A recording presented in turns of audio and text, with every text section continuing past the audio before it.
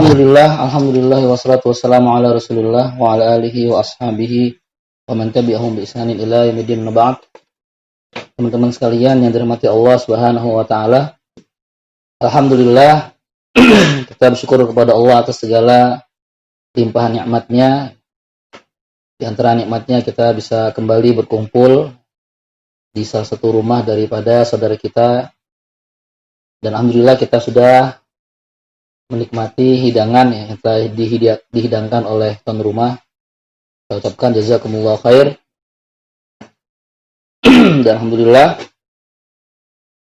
segala aktivitas kita pagi hari ini, aktivitas teman-teman sekalian yang telah lelah, capek-capek berolahraga, bersepeda, diakhiri dengan santapan seafood makan kepiting dan ikan asin.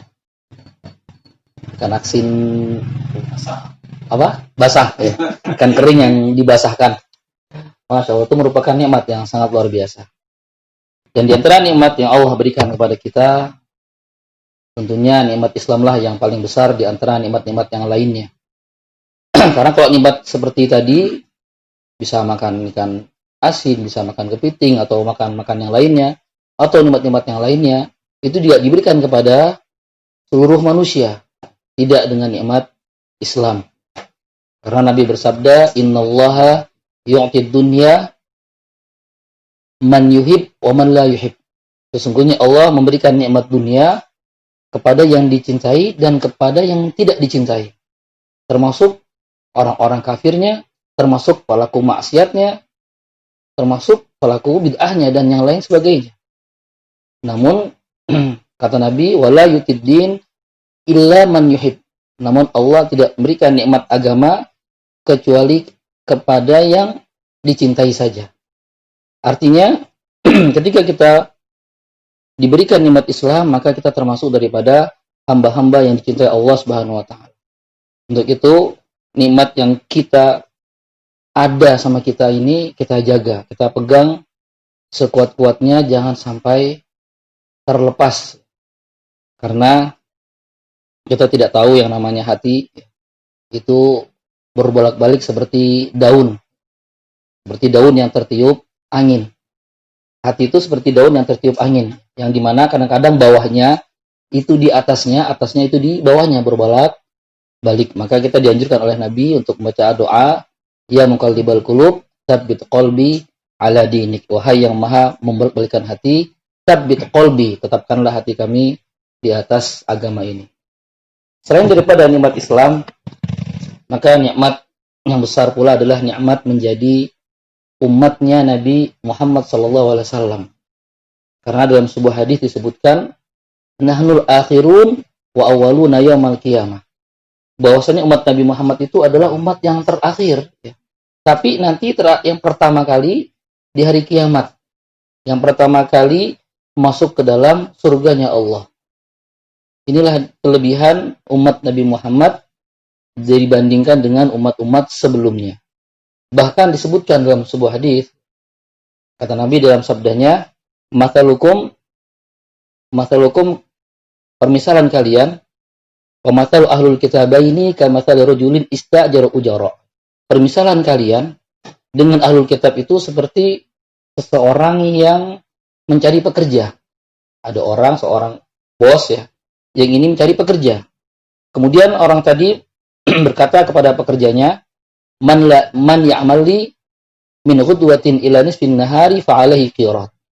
Barang siapa yang bekerja denganku mulai dari pagi hari sampai tengah hari, maka baginya satu qirat. Maka fa amalatil yahud, maka orang Yahudi mengamalkannya. Kemudian bos tadi berkata lagi, wa man ya'mali min nisfin nahari ila al-'asri fa alaihi qirat. Barang siapa yang bekerja denganku mulai dari waktu siang hari sampai waktu asar, maka baginya juga satu qirat. Fa amalatin nasara, maka orang Nasara mengamalkannya. Kemudian kata Nabi, wa man ya'mali minal asri ila ghurubi syamsi, siapa yang bekerja denganku mulai dari waktu asar sampai maghrib, fa alaihi qiratain, maka baginya 2 qirat. Maka kata Nabi, fa antumhum, itulah mereka, itulah kalian. Itulah kalian yang berada dalam umatnya Nabi Muhammad SAW. Kalau kita melihat jarak kerja tadi, mulai dari pagi sampai siang hari, itu jarak kerjanya lebih panjang daripada yang asar sampai ke maghrib. Baik pula yang bekerja mulai dari siang hari sampai asar, itu tetap lebih panjang daripada yang asar sampai maghrib. Yang dimana kedua pekerja tadi hanya diupahi satu qirot. Tapi tidak dengan umat Nabi Muhammad yang hanya waktu asar, kemudian sampai maghrib baginya 2 qirot. Maka keutamaan umat Nabi Muhammad adalah ummatun amalun yasir wal ajru katsir. Umat yang sedikit beramal tapi memiliki pahala yang sangat luar biasa. Umat Nabi Muhammad ini umat yang umat yang tidak panjang-panjang umurnya, berbeda dengan umat-umat sebelumnya. Tapi pahalanya bisa lebihi daripada umurnya. Bisa banyak sekali pahalanya.